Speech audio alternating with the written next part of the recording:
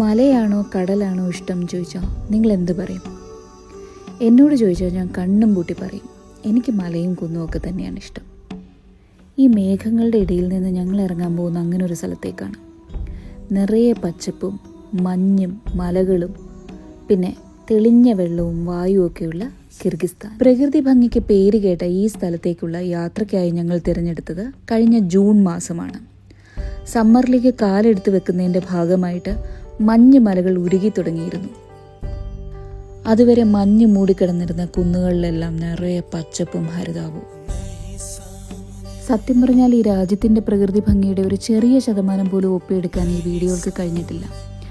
എന്നാലും ഒരു വർഷം പഴക്കം ചെന്ന കിർഗിസ്ഥാൻ ഓർമ്മകൾ ഇപ്പോഴും എൻ്റെ കണ്ണിലും മനസ്സിലും നിറഞ്ഞു നിൽപ്പുണ്ട്. നന്ദി കിർഗിസ്ഥാൻ, ചെന്നിറങ്ങിയപ്പോൾ തൊട്ട് തിരികെ വരുന്നവരെ ഒരു കുന്നോളം നല്ല ഓർമ്മകൾ സമ്മാനിച്ചതിന്.